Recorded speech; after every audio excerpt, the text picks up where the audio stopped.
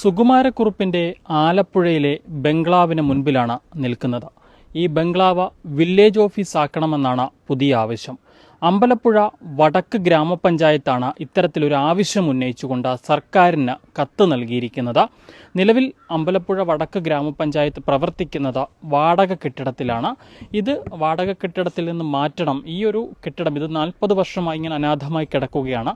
ഈ കെട്ടിടം ഏറ്റെടുത്തുകൊണ്ട് സർക്കാർ ഏറ്റെടുത്തുകൊണ്ട് വേണ്ടിയ നിർമ്മാണ പ്രവർത്തനങ്ങൾ ചെയ്തതിന് ശേഷം വില്ലേജ് ഓഫീസിൻ്റെ പ്രവർത്തനം ഇവിടേക്ക് മാറ്റണം എന്നുള്ളതാണ് അമ്പലപ്പുഴ വടക്ക് ഗ്രാമപഞ്ചായത്തിൻ്റെ ആവശ്യം. 2017 മുതൽ ഈ ഒരു ആവശ്യം അമ്പലപ്പുഴ വടക്ക് ഗ്രാമപഞ്ചായത്ത് ഉന്നയിക്കുന്നതാണ്. എന്നാൽ നടപടികൾ ഉണ്ടാകാത്ത സാഹചര്യത്തിൽ ഈ കഴിഞ്ഞ ദിവസം വീണ്ടും ഇതേ ആവശ്യം ഉന്നയിച്ചുകൊണ്ട് സർക്കാരിന് കത്ത് നൽകിയിരിക്കുകയാണ്. നവകേരള സദസ്സിലും ഗ്രാമപഞ്ചായത്ത് ഈ ആവശ്യം മുൻപോട്ട് വെച്ചിട്ടുണ്ട്. നിലവിൽ ഈ അമ്പലപ്പുഴ വടക്ക് വില്ലേജ് ഓഫീസ് പ്രവർത്തിക്കുന്നത് വാടക കെട്ടിടത്തിലാണ്. അതിവിടേക്ക് മാറ്റണമെന്നാണ് ആവശ്യം. എന്താണെങ്കിലും ഈ ഒരു കെട്ടിടം ഇതിൻ്റെ ഉടമസ്ഥാവകാശം ഉന്നയിച്ചുകൊണ്ട് സുകുമാരക്കുറുപ്പിൻ്റെ ബന്ധുക്കൾ രംഗത്തെത്തിയിരുന്നെങ്കിലും അത് അവർക്ക് നേടിയെടുക്കാൻ സാധിച്ചില്ല. കാരണം നിരവധി കേസുകൾ ഇതുമായി ബന്ധപ്പെട്ട നിലവിലുണ്ടായിരുന്നതാണ്. എന്നാൽ കൃത്യമായ രേഖകൾ ഹാജരാക്കാൻ സാധിക്കാത്തത് കൊണ്ട് ഈ കെട്ടിടവും ഈ ഭൂമിയും സുകുമാരക്കുറുപ്പിൻ്റെ ബന്ധുക്കൾക്ക് ലഭിച്ചില്ല. ഇപ്പോഴും ഇതിങ്ങനെ അനാഥമായി കിടക്കുകയാണ്. സുകുമാരക്കുറുപ്പ് എവിടെയാണ് എന്നുള്ളതുപോലെ തന്നെ ഒരുപാട് ദുരൂഹതകൾ ഈ ഒരു വീട് ഈ ഒരു ബംഗ്ലാവ് സംബന്ധിച്ചുമുണ്ട്. 40 വർഷങ്ങൾക്ക് മുൻപാണ് സുകുമാരക്കുറുപ്പ് ഈ ഒരു ബംഗ്ലാവ് നിർമ്മിക്കുന്നത്. ഇതിൻ്റെ നിർമ്മാണം പൂർത്തീകരിക്കുന്നതിന് വേണ്ടിയിട്ടാണ് അന്ന് ഫിലിം റെപ്രസെൻറ്റേറ്റീവായിരുന്ന ചാക്കോയെ കൊലപ്പെടുത്തുന്നത്. അതിനുശേഷം ഒളിവിൽ പോയ കുറുപ്പ് എവിടെയാണ് എന്നുള്ളത് ഇപ്പോഴും ദുരൂഹമായി തന്നെ തുടരുകയാണ്. അയാൾ ജീവനോടെ ഉണ്ടോ എന്നുള്ളത് പോലും അറിയില്ല. എന്താണെങ്കിലും ഈ ഒരു വീട് ഇല്ലെങ്കിൽ ഈ ഒരു പുരയിടവും ഈ കെട്ടിടവും സുകുമാരക്കുറുപ്പിൻ്റെ പേരിലല്ല എന്നുള്ളതാണ് പഞ്ചായത്ത് വ്യക്തമാക്കുന്നത്.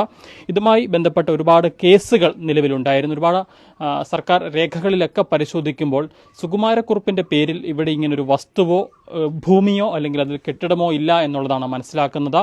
ഈ നിലവിൽ നമ്മൾ നിൽക്കുന്ന ഈ ഭൂമി സുകുമാരക്കുറുപ്പിൻ്റെ പേരിലുള്ള ഈ വീടിരിക്കുന്ന അല്ലെങ്കിൽ കുറുപ്പ് പണിയിച്ച വീടുള്ള ഈ ഭൂമി മറ്റൊരു സ്ത്രീയുടെ പേരിലാണുള്ളത്. അതായത് ഇവിടുത്തെ ഒരു പഴയ ജന്മിയാണ്, ആ സ്ത്രീയുടെ പേരിലാണുള്ളത്. അവർ മരണപ്പെട്ടു. പക്ഷേ അവരുടെ പേരിലാണ് ഇപ്പോഴും ആധാരമുള്ളത്.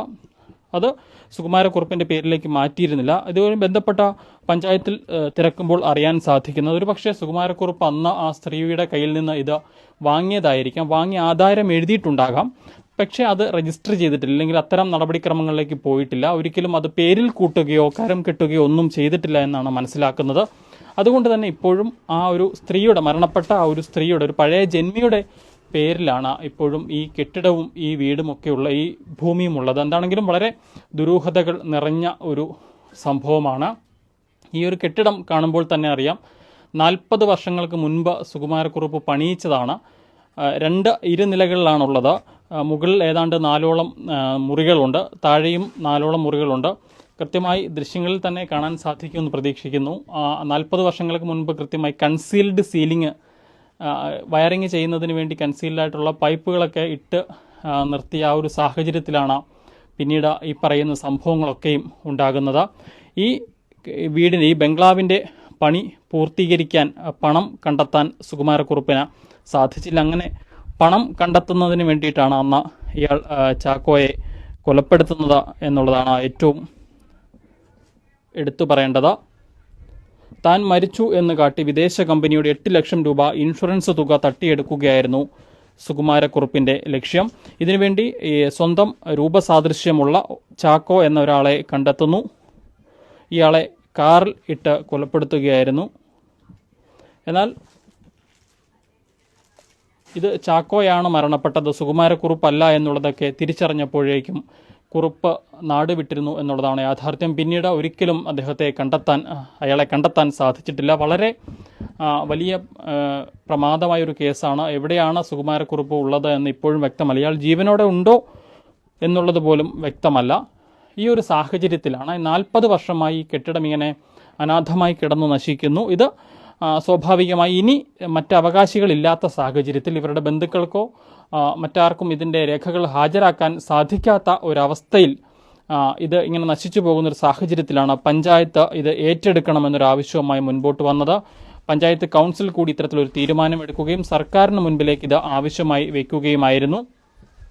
എത്രയും പെട്ടെന്ന് അതിനുള്ള നടപടിക്രമങ്ങൾ ഇനിയെങ്കിലും ഉണ്ടാകണമെന്നുള്ളതാണ് പഞ്ചായത്ത് പറയുന്നത്.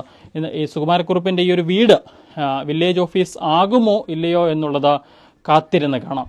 ആലപ്പുഴയിൽ നിന്നും അരുൺ മല്ലയിലിനൊപ്പം Rahul Irumbukuzhi, Focus News TV.